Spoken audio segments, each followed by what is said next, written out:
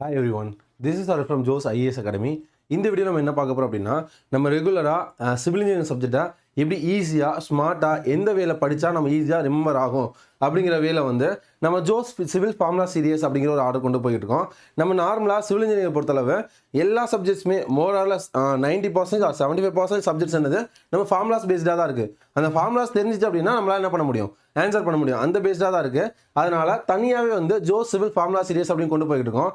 அந்த சீரியஸ் நீங்கள் பார்த்தீங்க அப்படின்னாலே ஒரு சப்ஜெக்டை எந்த ஆர்டரில் நம்ம ஹேண்டில் பண்ணணும், எந்த மாதிரி நம்ம படிக்கணும் அப்படிங்கிறது நமக்கு தெரியும். ஓகே, இந்த வீடியோ தான் ஃபஸ்ட் வீடியோ பார்க்குறீங்க அப்படின்னாலும் இதுக்கு முன்னாடி வீடியோலாம் கன்டினியூ பண்ணிட்டு வந்தீங்க அப்படின்னா எந்த அளவு நம்ம ஒரு சப்ஜெக்டை அப்ரோச் பண்ணணும், எப்படி படிக்கணும் அப்படிங்கிற ஆர்டர் நமக்கு தெரியும்.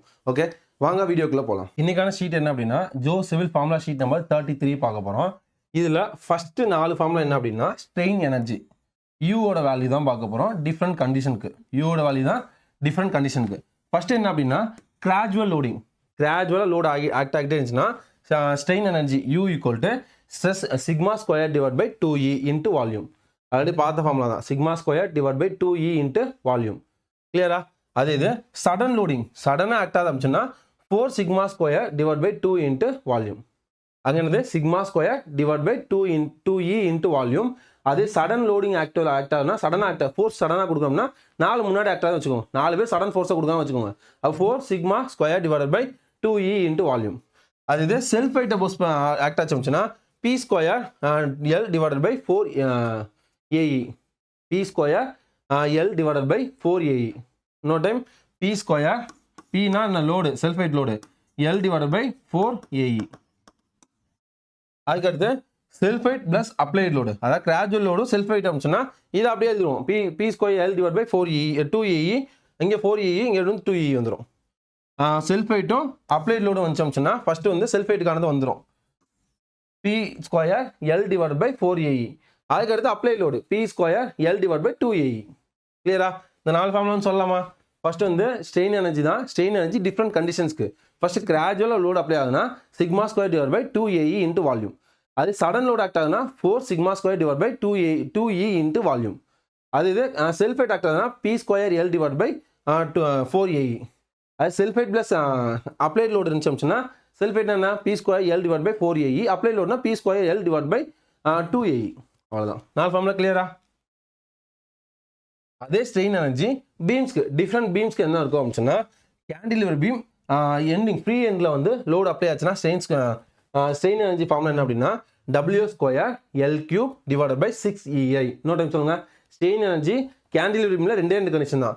ஒன்று வந்து ஃப்ரீ எண்டில் லோட் ஆக்ட் ஆகுது, இன்னொன்று வந்து என்ன அப்படின்னா யூடிஎல் ஃபோர்ஸ் ஆக்ட் ஆகுது. இந்த 2 கண்டிஷன் ஸ்ட்ரெயின் எனர்ஜி பார்க்க போகிறோம். ஸ்ட்ரெயின் எனர்ஜி ஃபார்முலா என்ன? ஃப்ரீ எண்டில் பாயிண்ட் லோட் ஆக்ட் ஆச்சு அப்படின்னா U equal to W square L cube divide by 6EI. இன்னொரு time W square L cube divide by 6EI. அதுக்கடுத்து யூடிஎல் ஃபோர்ஸ் ஆக்ட் ஆச்சுன்னா UDL அப்படின்னா வேறு எதுவுமே இல்லை, W ஸ்கொயர் அங்கே எல் கியூப் இருந்துச்சா அங்கே L5, L cube W square L5 divide by 40EI. இந்த 2 ஃபார்முலா மட்டும் சொல்லலாமா? கேண்டிலிவர் பீம் ஒன்று வந்து என்னது ஃபிக்ஸ்டு ஃப்ரீ எண்டில் மொமெண்ட் ஆக்ட் ஆகுது, இன்னொன்று யூடிஎல் ஆக்ட் ஆகுது. ஃப்ரீ எண்ட் அப்படின்னா என்ன? W square L cube divide by 6EI. அது இது வந்து யூடிஎல் ஆக்ட் ஆச்சோம்னா W square L power 5 divide by 40EI. முடிஞ்சா? அடுத்து சிம்பிளி சப்போர்ட்டர். சிம்பிளி சப்போர்ட்டரில் அதே மாதிரி தான் பாயிண்ட் லோடு சென்ட்ரல் ஆக்ட் ஆகும் போதும் அதுக்கடுத்து யூடிஎல் ஆக்ட் ஆகுனா என்ன? பாயிண்ட் லோடு சென்ட்ரல் ஆக்ட் ஆச்சுன்னா அதே மாதிரி தான். இங்கே என்ன நார்மலாக பாயிண்ட் லோட் அப்படின்னா W ஸ்கொயர் எல் பவர் 3 ஞாபகம் வச்சுக்கோங்கப்பா. யூடிஎல் அப்படின்னா W ஸ்கொயர் எல் பவர் 5 ஞாபகம் வச்சுக்கோங்க. அது எல்லாமே மறக்காது. இங்கே வந்து சென்ட்ரல் ஆக்ட் ஆகுது 96EI, இங்கே வந்து 240, அங்கே 40, இங்கே 240EI. அவ்வளோதான், 96 240. அதுக்கடுத்து அதே மாதிரி தான் பாருங்கள். பாயிண்ட் லோட் அப்படின்னா W square L cube, UTL அப்படின்னா W ஸ்கொயர் L5. அதுக்கடுத்து ஃபிக்ஸ்டு பீமில் 2 ஃபிக்ஸ்டு பீமில் சென்ட்ரல் ஆக்ட் ஆச்சுன்னா 348EI. அதே இது வந்து இங்கே அப்படின்னா 1440, அங்கே 40, இங்கே வெறும் 240, இங்கே 1440. அவ்வளோதான். இங்கே 6, இங்கே 96, அங்கே 348. சிம்பிள். அதுக்கடுத்து கப்புள் சிம்பிளி சப்போர்ட்டில் கப்புள் ஆக்ட் ஆச்சு அப்படின்னா M square L divide by 2EI, M square L divide by 2EI. கொஞ்சம் எழுதி பார்க்கலாமா? ஃபஸ்ட்டு இந்த 4 ஃபார்முலா சொல்லிடலாம். ஸ்ட்ரெயின் எனர்ஜி எல்லாமே ஸ்ட்ரெயின் எனர்ஜி தான். அது ஃபஸ்ட்டு என்னது 4 கண்டிஷனுக்கு கிராஜுவல் லோடு அப்ளை ஆகும்போது sigma square divide by 2E into volume. அது இது சடன் லோடு ஆக்ட் ஆகும்போது 4 சிக்மா ஸ்கொயர் டிவைட் பை நமக்கு என்னது 2E இன்ட்டு வால்யூம். அதுக்கடுத்து self weight act P square L divide by 4EI. 4AE 4AE. ஏங்கிறது area, ஈங்கிறது Young's models. அது இது self weight plus applied load இருக்கும் போது என்ன ஆகும்? செல்ஃப் வெயிட் என்ன? P² L/4AE plus P² L/2AE. அது டிஃப்ரெண்ட் கண்டிஷன்ஸில்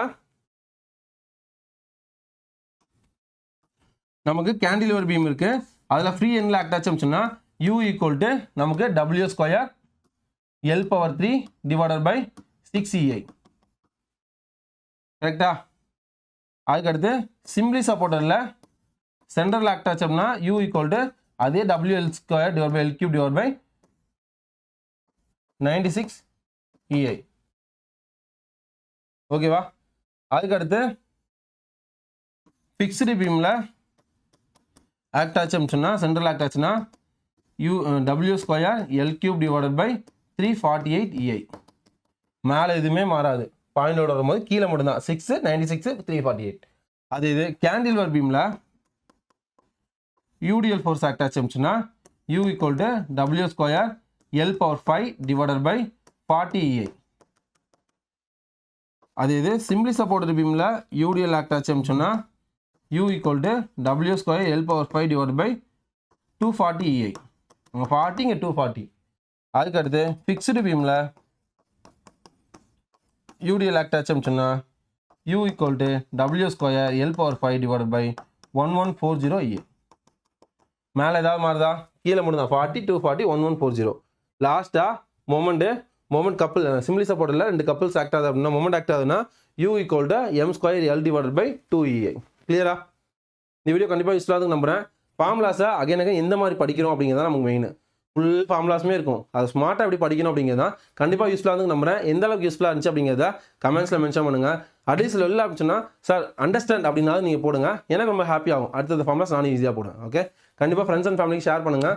ஆல் தி வெரி பெஸ்ட்பா. தேங்க்யூ.